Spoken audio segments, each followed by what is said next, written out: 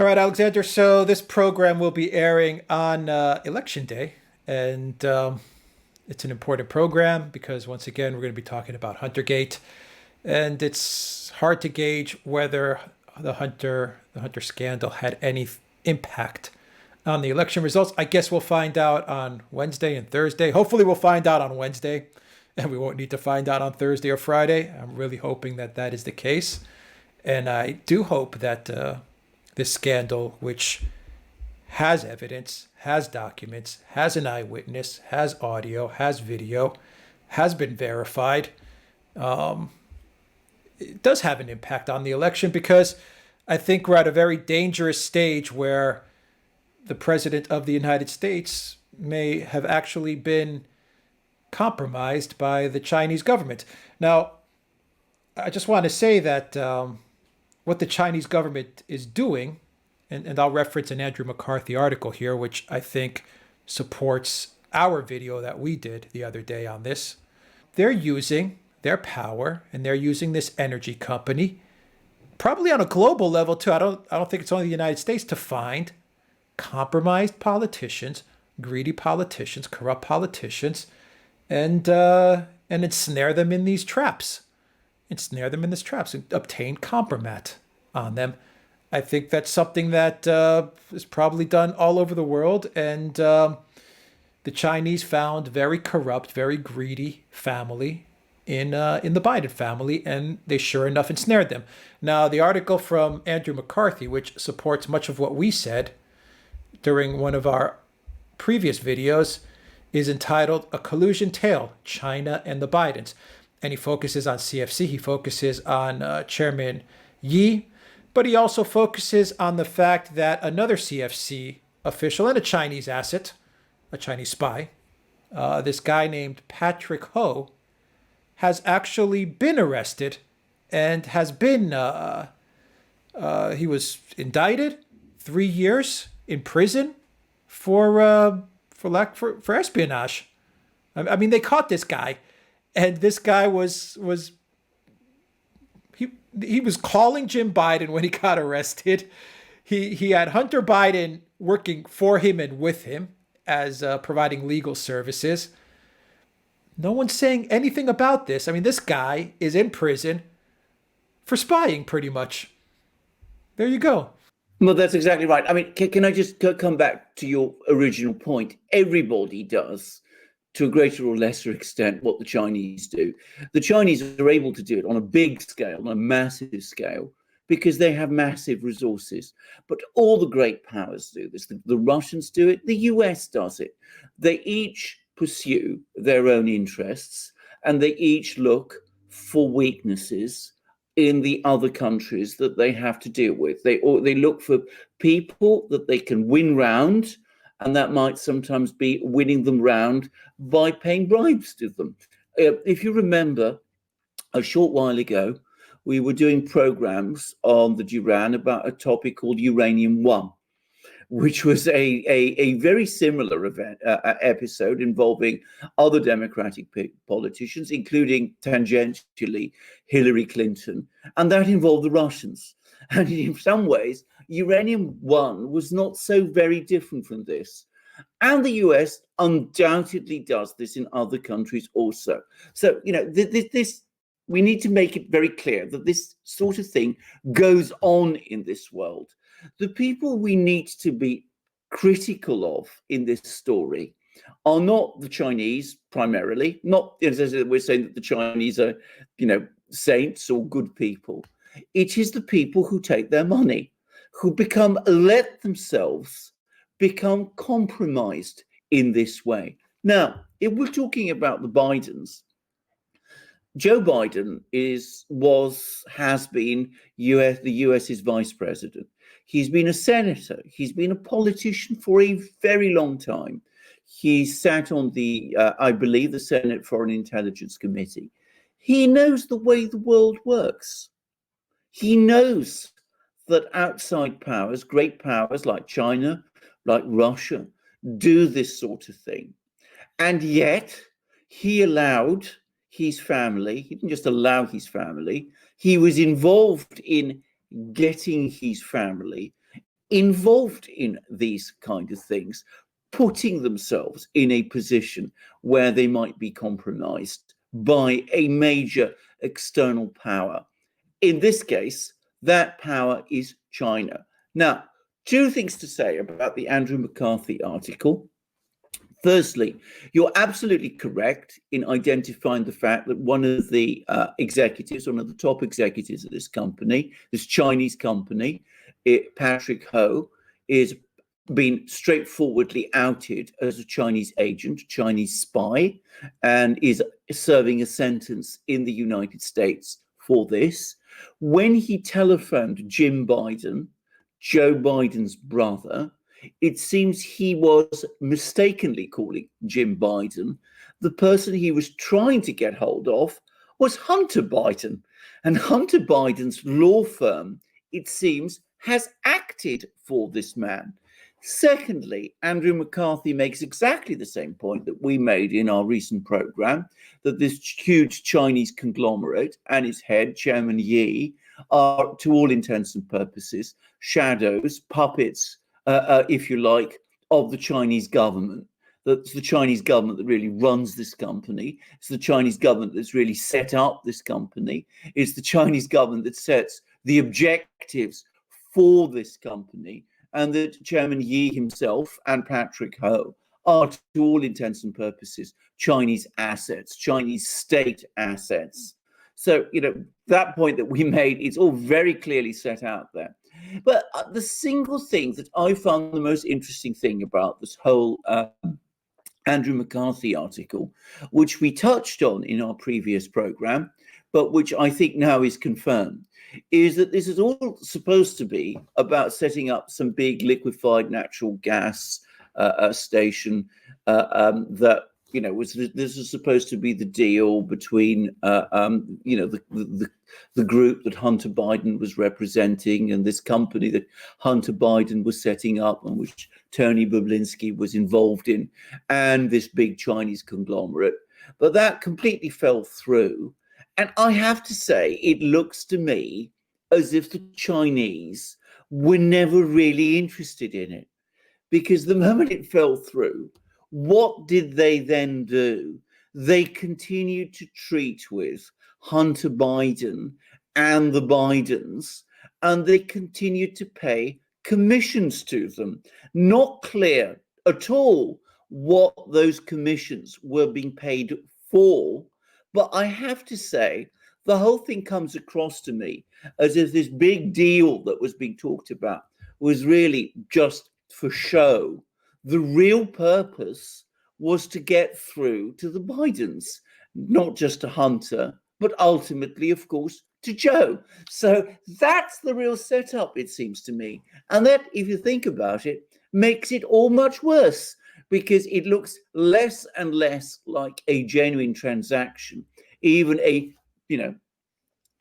slightly dodgy business transaction, and more like a straight exercise in China compromising the Bidens and ultimately Joe Biden, and setting up all this talk about this big transaction and all this talk about all of these companies as basically a facade or a smoke screen for what was really going on. So rather a disturbing picture, and it is very disturbing that it has not been talked about far more in the election than, in my opinion, it should have been. And I do wonder how much of an impact it's had. I hope it's had a big one, because it deserves to. Yeah, I think that's exactly right. I don't think this CFC was ever a real company. Yeah. Okay, the Chinese government, backstopped them with billions of dollars or euros to invest, and they were in Czech Republic, and they did make some investments. I think, as far as being an energy player, I think that was just a facade. I actually think that perhaps the Rosneft deal, was also perhaps a way to ensnare maybe some Russian people and get compromat the Chinese officials get some compromat on Russian oil execs. Maybe that whole, buying a percentage of Rosneft could have also been a way to get their hands into the Russian state. Who knows? who knows? But there's no doubt that this Chairman Yi and this Patrick Ho guy who was working out of the U.S., they probably got wind about the Bidens via their corrupt dealings in Ukraine. That's my hunch. So they were probably tipped off, and they knew that, if there's any politicians that you got that we can target that are easily corruptible outside the Clintons, because maybe, the Russians already got the Clintons with uranium one, so who can we get? That's what the Chinese might have been saying. And, they probably got wind that these Bidens, these guys are highly, highly susceptible to corruption. So, let's make a big energy deal. Real quickly, I think, Alexander, that I think the Bidens believed that there was a big energy deal, and they probably smelled billions. But then when they brought in Bob Linsky, and Bob Linsky wanted governance, and the deal started to fall apart, I think the Bidens made a deal with, Chairman Yi and Patrick Ho, and they said, okay, obviously we're not going to close a big energy deal and make billions, kind of like, what they were accusing Carter Page of, getting a percentage of Rosneft and he'd be worth 16 billions. I think Hunter was thinking along those lines. But when everything fell apart and Bob Linsky said we need governance, and people started snooping around, the deal fell through, and they found a way to say, okay, at least let's make 10 million out of this, and that's what they got. They found a way to wire money via the law firm and at least make something out of nothing. Absolutely. Can I just say something? I mean, I think you're absolutely right. I think the emails suggest that Hunter Biden, did at one point believe that this was for real. I think it is inconceivable that the Chinese actually ever took it seriously, because frankly, if they were serious about it, the very last person they would be dealing with is Hunter Biden. I mean, he is hardly the sort of person, it seems to be, who is remotely in this kind of league. And by the way, I agree with you. It looks to me very much as if this huge company that was magicked up by the Chinese government with all these billions of dollars of assets and things, it is essentially exactly what you said. It's a facade. It's very easy for the Chinese to maneuver bank accounts and funds around and make it look like this thing is real, is for real, when actually it's not. It looks like an instrument of foreign policy, and I would not be surprised at all if the Chinese were trying to buy influence in places like Rosneft with Russia, in the Czech Republic, in other sort of places. The fact that the Chinese have very close relations with Russia doesn't mean that they wouldn't be still trying to get their own people implanted there. As I said, that's what great powers do. But put all that aside, come to your main point. The Chinese are massive in Ukraine. The Chinese are very heavily on the ground in Ukraine. Russia may have issues with Ukraine. China doesn't. China buys lots of products in Ukraine. They buy gas turbines from Ukraine. They buy industrial products in Ukraine. They buy apparently rocket equipment in Ukraine and missile equipment in Ukraine. And if Hunter Biden is coming to Ukraine and getting involved with companies like Burisma, it is entirely possible that the Chinese would find out about it. And they would find out all about the kind of things that Hunter Biden is doing and what the Bidens are up to. So it's entirely possible. They come along, they say to Hunter Biden and to the Bidens, we want to do this vast deal. The Bidens say, my goodness, this is just what we want. We're going to make heaps and heaps of money out of this. It's not really for real. But the Chinese then say, well, we could still maintain a good, friendly relationship, even though the major deal has fallen apart. And of course, the Bidens say, of course, why not? Give us what you can and we will take it. And that way, the Chinese get what they want. They get an actual relationship with the Bidens that's based on money, which is probably what they were looking for all along. That's how it looks to me. Yeah. So let's, I find it incredible that this was all going down in 2017 and this Patrick Ho guy was nabbed by the feds, arrested, and no one said anything. This was in 2017. Let me read you the last paragraph from... Bear in mind, 2017 is, of course, the height of the Russiagate scandal. It's when Mueller is in his pomp, when we're chasing around Carter Page and investigating, George Papadopoulos, who meets with Joseph Mifsud in a hotel in London. We're wasting time with all of that. And in the meantime, Hunter Biden has all these connections with Patrick Ho and with Chairman Yi, and nobody, as you rightly said, says anything. Yeah. All right. So let's go back to Patrick Ho's arrest, and we'll close it out from the Andrew McCarthy article.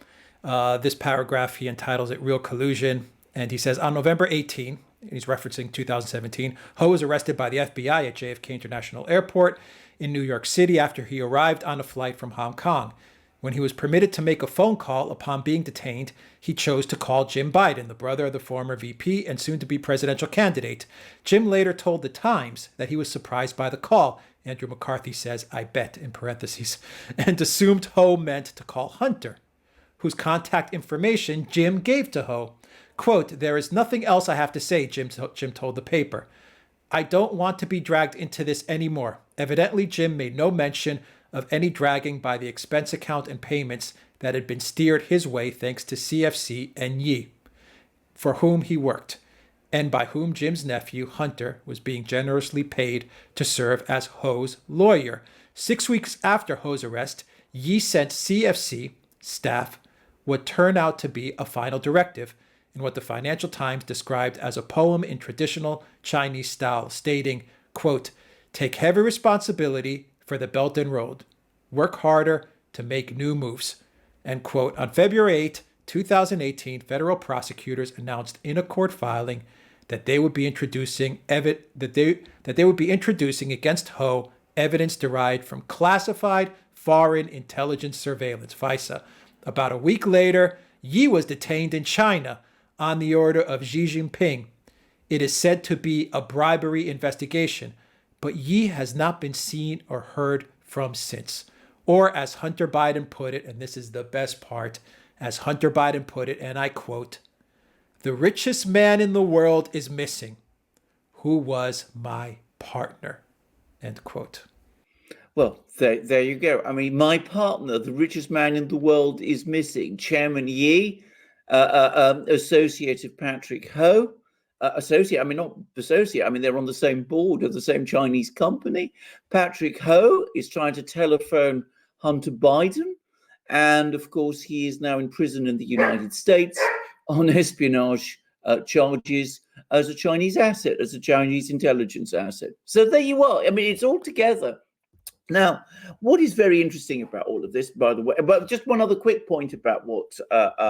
this is all Russian disinformation, by the way, even though we have a guy in prison. In prison, exactly. By the way, just to also remind our viewers, Andrew McCarthy is a former prosecutor who served on the Southern District of New York. He was part of the team in the Southern District of New York. And where was, of course, Patrick Ho prosecuted? Who was it who prosecuted him? The prosecutors of the Southern District of New York. Andrew McCarthy knows what he is talking about. And he is most emphatically not someone who is a vehicle for Russian disinformation. I mean, that would be a crazy idea. Now, the other thing I just wanted to point out briefly is this poem that Chairman Yi publishes, about, work hard to deliver the Belt and Road.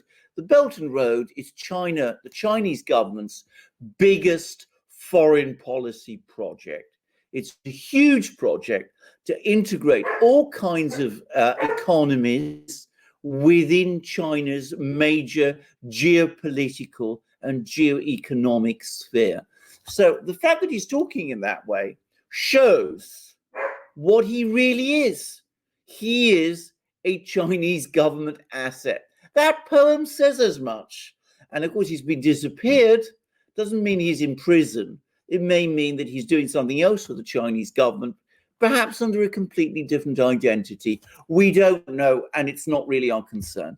The fact is, this is a real scandal. This is a real case of someone, Joe Biden, Hunter Biden, the Biden family getting very close and taking money from a Chinese company that is clearly functioning on behalf of the Chinese government. Now, I have read certain articles appearing on the left-wing side of the alternative independent media spectrum. I'm not going to embarrass people by naming them. I've seen certain articles in which they say that these stories about collusion between the Bidens and China are simply the Republican counter to Russiagate. Russiagate is a complete fiction. There was no collusion. Mueller looked into collusion. He could find none.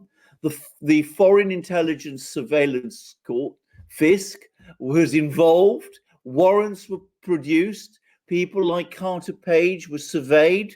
Nothing was found. This was complete fiction. This business with Hunter Biden, Joe Biden, Jim Biden, the Bidens, and China, and Chairman Yi, and Patrick Ho is completely real. We have strings of emails. We have surveillance, again, by the foreign surveillance court of people like Patrick Ho. We have convictions of them. We got money trails.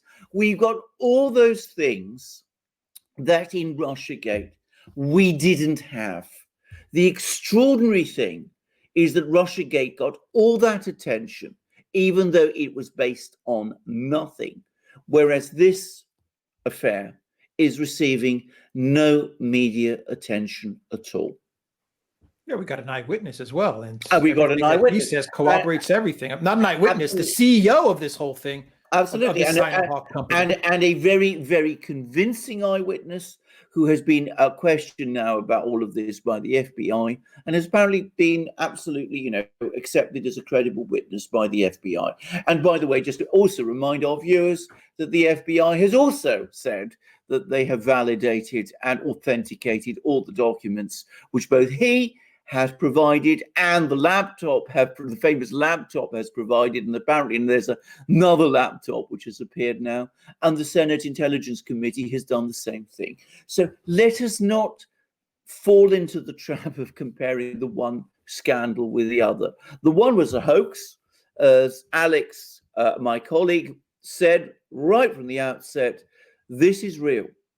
There is no similarity between the two, except, of course, that in the one case there is actual collusion. In the other case, there was literally and in fact none. Yeah, I mean, the whole thing is absolutely infuriating that you have people on the alt left, let's call them the alt left, that are trying to actually excuse this away and saying this what's going on with Hunter Biden is just the mirror image of Russiagate. It's ridiculous because you have all the documents there. Not only do you have the documents, the eyewitness, the FBI, DOJ, Ratcliffe DNI, verification of all those documents, as well as independent sources. Let's not forget you also have independent media sources verifying those documents. You also have a lack of denial from the Bidens, the Biden family, which a very simple question, which to date no one has asked Joe Biden or Hunter Biden or Jim Biden, would be, are the documents real? No one's asked him that very simple question. Is everything on the laptop real? No one, not one single person. And under that assumption, Alexander, if the left sits there and says that this is the same thing as Russiagate, what's happening with China's involvement with the Bidens, then you would have to make the same assumption about Burisma in Ukraine and say, you know what? Well, Hunter working for Burisma and getting the 80,000, from what we know, 80,000 a month, God knows how much it was, is also just a smear against Ukraine. Yes. Well, that's what you would have to say, which it's not, because Hunter was on the board of Ukraine getting paid that money as a director. Absolutely. And of course, Russia too, because of course the Russians were also paying money to the Bidens, as we found out. You have the wire transfers. We have the wire transfers. Exactly. I mean, this is what's so infuriating about this. I mean, all those long hours that we spent doing programs and writing articles about Russiagate, pointing out that none of the leads led anywhere. None of the leads were real. We are full of leads. We have wire transfers. we have emails, we have witnesses, we have successful prosecutions. In the case of Patrick Ho, we got audio, we got videos, we got it all. I mean, on every front. We got it from Russia, we got it from Ukraine, we got it from China too. I mean, things that are not disputed, and we've, as you rightly said, not even had denials. So please, please, let us hear no more about this nonsense. This is not a mirror image. This is the real thing. This is a real scandal.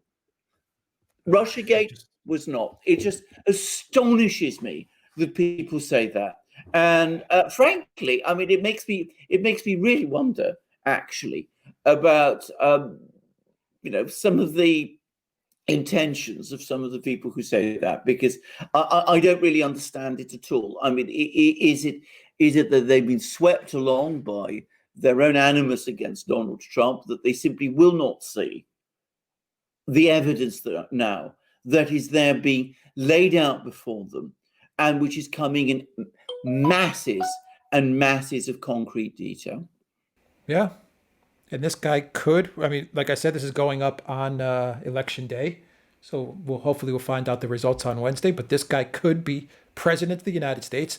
And yes, everybody, his son will be hanging around the White House. Oh, absolutely. I mean, what more can you say? And his brother. I said he will be hanging around the White House, but can I say anyway? And this is, I think, the central point to take from this, and which has been verified by people like Boblinsky, who, as I said, is now apparently accepted by the FBI as a credible witness. Hunter will be around the White House because his father was directly involved. He's heavily implicated in all of this. Again, the evidence, the emails say as much. There are attempts to sort of give cover for his involvement by coming up, with euphemisms for him, code words for him, like, the big guy and all that. But we know from we witnessed Boblinsky what the circumstantial details of the emails anyway confirms that the person who is referred to by these code names is Joe Biden himself. So we got all that information. And can I repeat again? So do the Chinese, so do the Russians, so do the Ukrainians. Who knows who else has got it? Lots of people, probably. Everyone's got it. Everyone's got it. We've got it. The laptop's there. Everyone's got it. But my final thoughts are, it's really interesting when you have the left and the alt left, or the progressive left, whatever you want to call them, who proclaim that they're anti-war and anti-regime change. What do you think a Biden administration is going to do in order to enrich themselves and enrich their family and their friends? What do you think they're going to do if they enter the White House? They're going to start wars, and they're going to start regime change, because that's how they make their money. So I wonder what we're going to get from, all these people that are saying this is just like Russiagate, this is all a hoax. What are we going to get from them when the Bidens start the wars and they start the regime change, just like Obama 8 years did?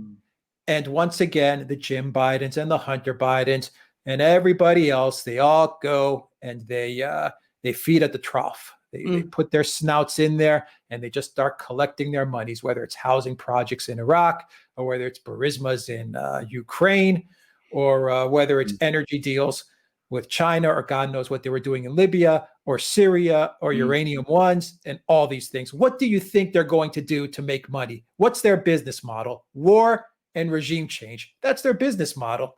Well, indeed, in fact, I read an article about this very point, which is to say that, Donald Trump, whatever else one thinks about him, he made his money through business.